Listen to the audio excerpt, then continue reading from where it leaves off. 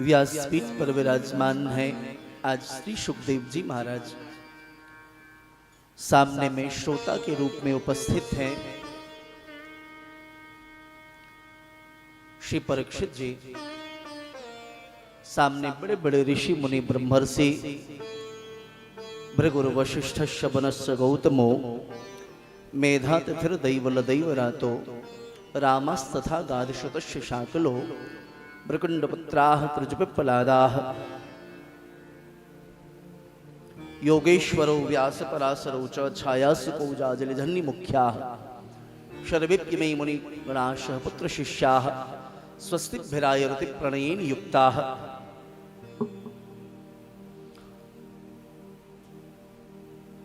बड़े बड़े ऋषि मुनि ब्रह्मर्षि सामने आज श्रोता के रूप में उपस्थित हैं और चक्रवर्ती सम्राट राजा परीक्षित दिव्य प्रश्नों के द्वारा उनके मन की जो शंकाएं हैं श्री सुखदेव जी महाराज के समक्ष श्री चरणों में रख रहे हैं। परीक्षित जी को सांप लग गया है और परीक्षित जी ने प्रश्न किया है, सरकार अतः पृच्छामि सिद्धिं योगिनां परमं गुरुं पुरुषस्येह यत् कार्यं म्रियमाणस्य सर्वथा।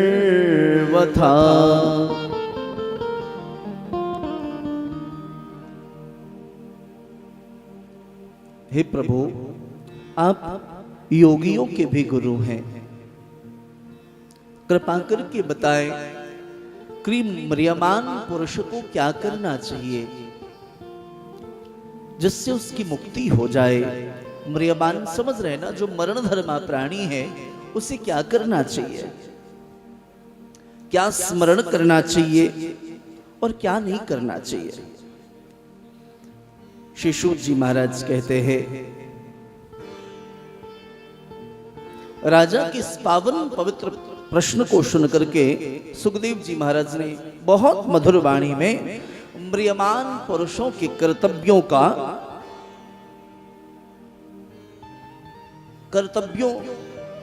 का स्वरूप क्या होना चाहिए, श्री सुखदेव जी महाराज ने राजा परीक्षित को बताना प्रारंभ किया। परीक्षित, ध्यान पूर्वक श्रवण करो, म्रियमान पुरुषों को क्या करना चाहिए।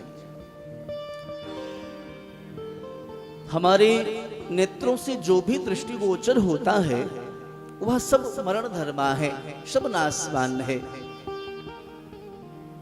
सुखदेव जी कहते हैं, परीक्षित अब तुम निश्चिंत होकर के अपने प्रश्न के उत्तर को श्रवण करो। वरीयानेशते प्रश्नः कृतो लोकहितो नृप आत्मवित्सम्मतः पुंसां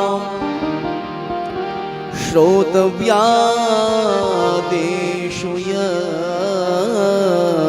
परः। आपने जो प्रश्न किया है ये बहुत अच्छा है और ज्ञानी जनों के कल्याण के लिए यह सर्वोत्कृष्ट प्रश्न है। इससे संसार का कल्याण होगा आपके प्रश्नों के कारण। यद्यपि संसार में सुनने के योग्य अनेक शास्त्र हैं, अनेक पुराण हैं, किंतु उनसे विशेष लाभ होना संभव नहीं है मरण धर्मा प्राणी के लिए। क्यों? क्योंकि मनुष्यों की आयु बहुत छोटी है। सतयुग में व्यक्ति की आयु 1,00,000 वर्ष होती, कलयुग में एक व्यक्ति की आयु 100 वर्ष है, द्वापर में 1000 वर्ष, त्रेता में 10,000 वर्ष और सतयुग में 1,00,000 वर्ष आयु हुआ करता था। इस कलिकाल में 100 वर्ष कब व्यतीत हो जाए पता नहीं चलता।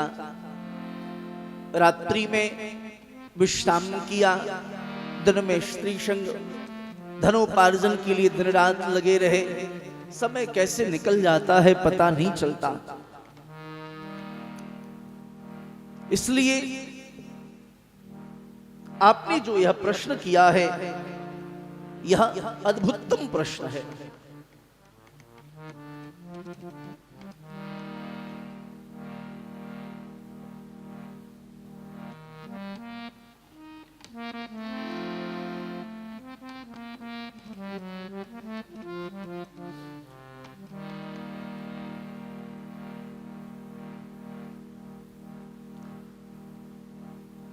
मरण धर्मा प्राणी के कल्याण के लिए सर्वोत्कृष्ट साधन है श्रीमद् भागवत।